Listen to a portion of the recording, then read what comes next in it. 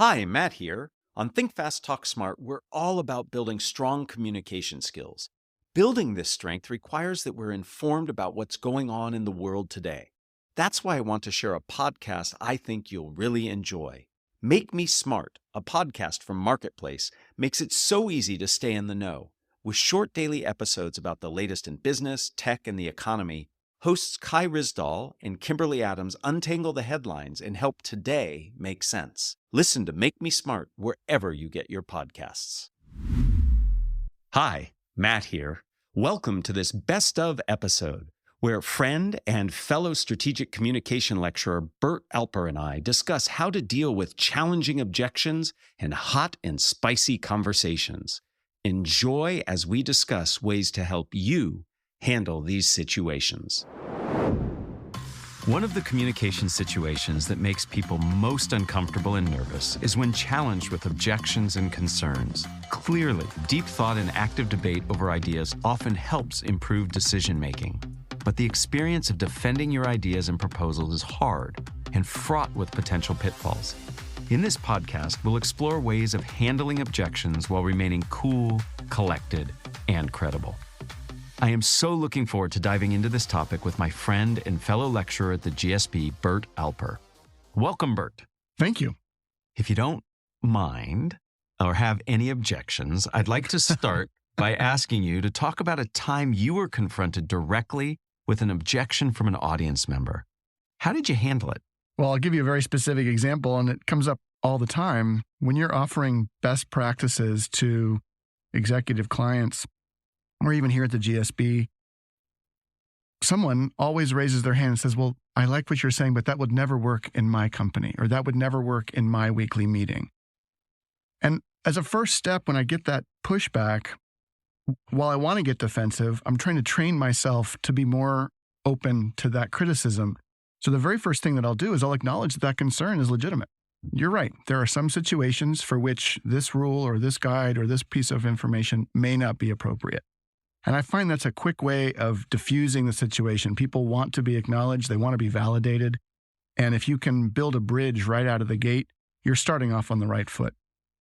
Second thing I'll do, I'll offer them the freedom to adjust as they see necessary. So if it might not work in your particular environment, is there something you could do that would work in that environment? And the third thing I'll do is I'll push back a little bit.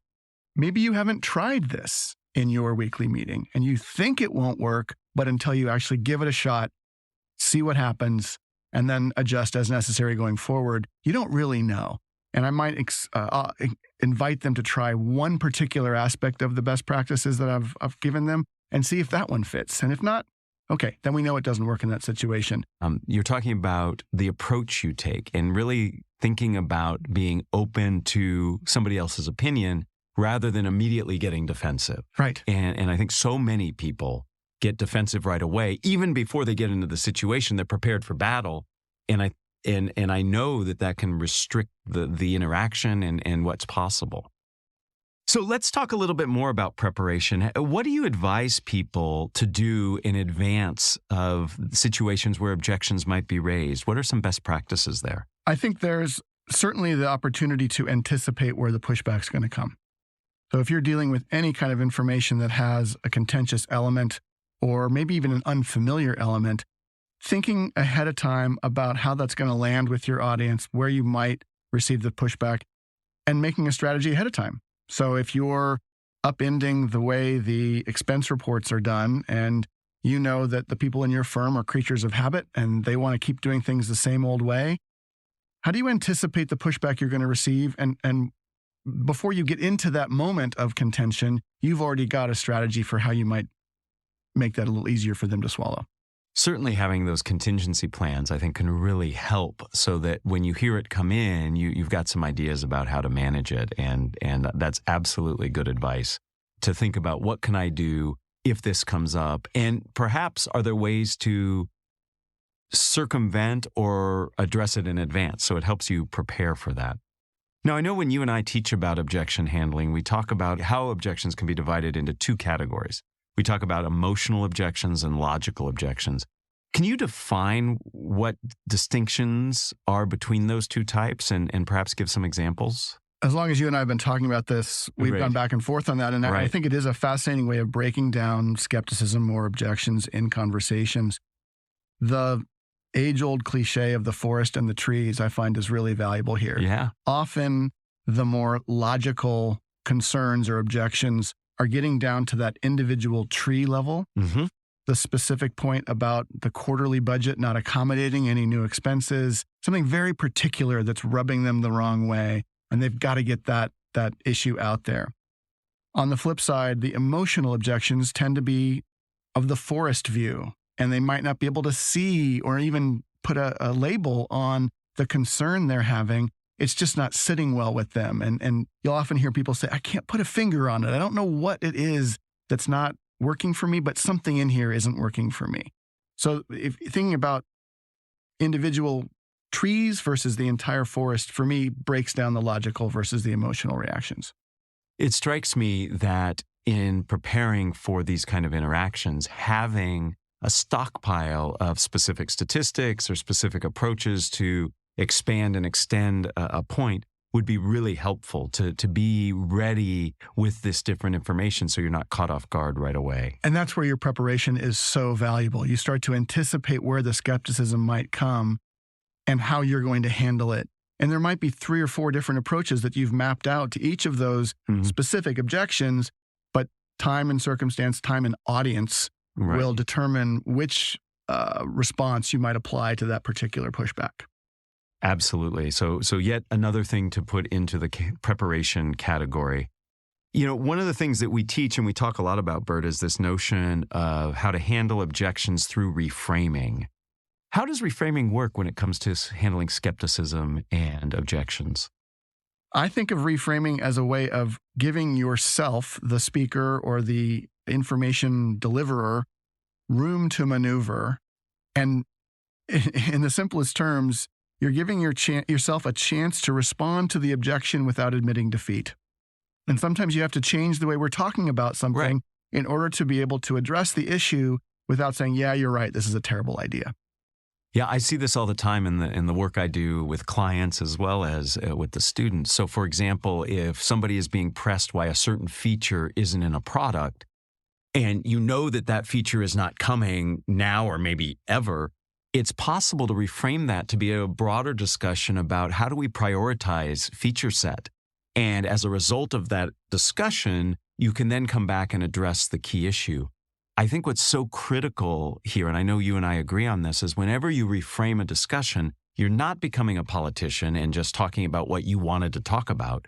You're addressing the issue in a different way, at a different level, and you always have to come back to what the challenge or question or skepticism is about. That is such a crucial point. You have to put yourself in the other person's shoes. If you were the one who had the objection and someone took a reframe too far and started answering a different question, how would that make you feel? You would feel either unappreciated or unheard, or it might even make you think less of the person who's trying to communicate in the first place because they didn't seem like they were able to manage your question. So your point about coming back to the core issue is critical. If you don't answer the question at some level, you're missing the whole point, and your audience is going to see that as a weakness or as a missed opportunity. Certainly. And I think part, again, going back to preparation, is you can begin to think about these reframes in advance. So I know that questions about feature set can be talked about in terms of priority. I know if somebody brings up a question about pricing, I can reframe that as a question about value.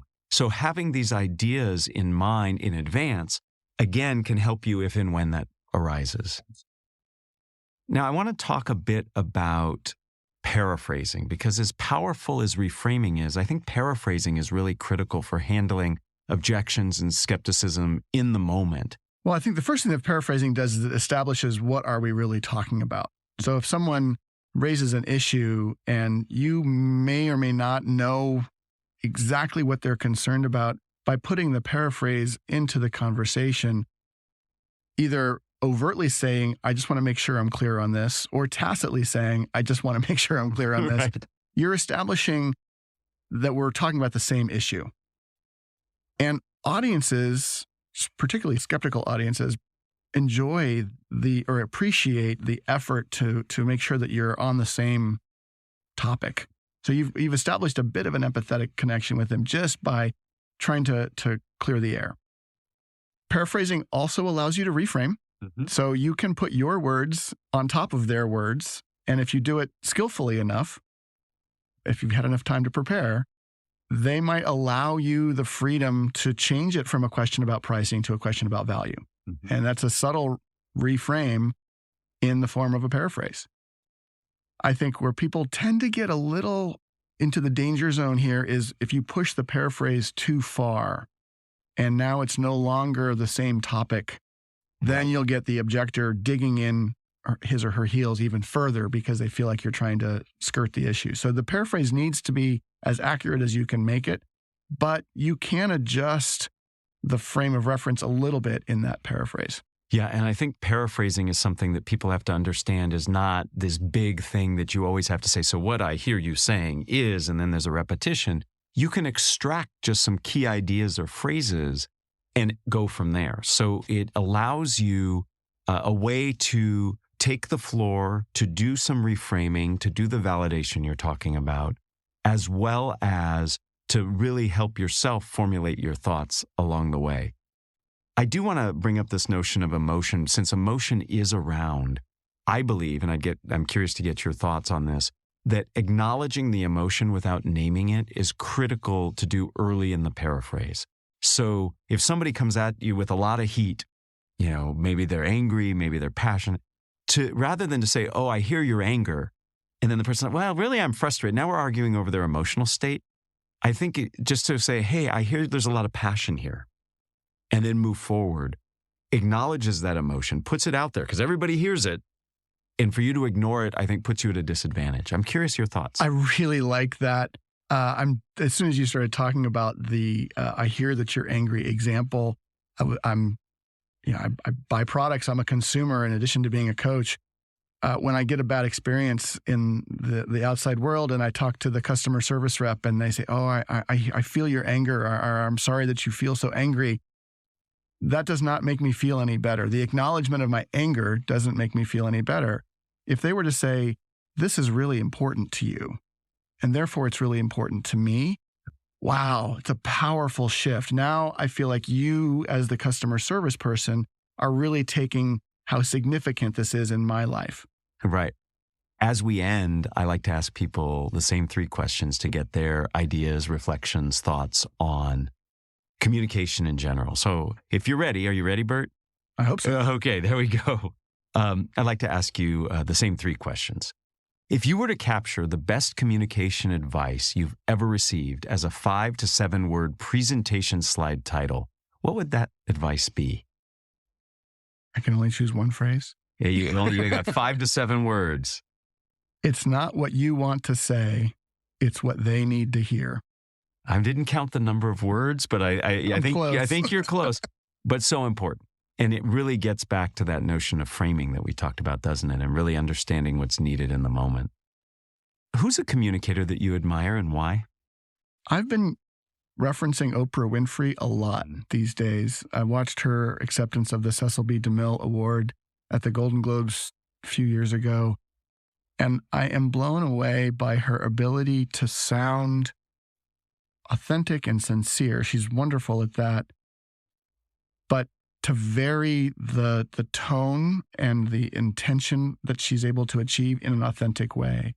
So she can be endearing and sweet and very lovable, and she can be very strong and powerful and authoritative authentically in the same speech.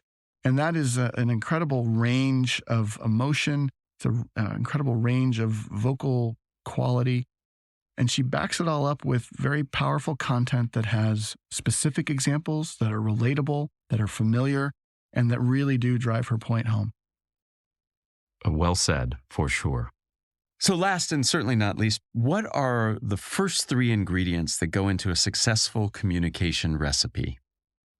That's a great question. I'm going to go alliterative on you. Oh, I like alliteration. I'm going to say passion, preparation, and personality. I want you to bring all the enthusiasm that you have for the topic. I want you to prepare in advance so that you know what your audience needs and wants. And I want you to bring your own personal style and flair to whatever conversation you're having. Let me try a little alliteration with you. Great gift you've given all of us as we go about our communication. Thank you so much for sharing your insights, not just about communication, but how to handle challenges, objections, and skepticism. You know, Burt, this topic is so critical to success. We all need to be able to share our opinions and our ideas, but also handle those ideas when they get challenged, when people bring up alternative points of view. We see this happening not just in our work lives and our personal lives, but we see it happening in society in general. The ability to approach objection in an open way, to foster dialogue rather than to foster dissent is so critical. I really appreciate the insights you shared, and I hope all of us can take advantage of some of these tools. Thank you for joining us for another episode of Think Fast, Talk Smart, the podcast from Stanford GSB. To learn more about how to create a strong leadership presence, listen to episode 102 with Muriel Wilkins, and listen to episode 70 with Jeremy Utley to learn more about how creative ideas fuel innovation. This episode was produced by Jenny Luna, Ryan Campos, and me, Matt Abrahams. Our music is from Floyd Wonder. Please find us on YouTube and wherever you get your podcasts. Be sure to subscribe and rate us. Also, follow us on LinkedIn and Instagram. And check out fastersmarter.io for deep dive videos, English language learning content, and our newsletter. Hi, Matt here. For most of us, presenting confidently and clearly in our native language is hard enough. But communicating in another language is marked by unique challenges and opportunities for growth. I am super excited to share our new ELL, English Language Learning webpage at fastersmarter.io/ELL. This page is designed to help all non-native English speakers feel less anxious while being more authentic and successful in their communication. In addition to practical advice, you will find Think Fast, Talk Smart episode-specific ELL content, along with links to my favorite English language learning podcast playlist. Please check out fastersmarter.io/ELL.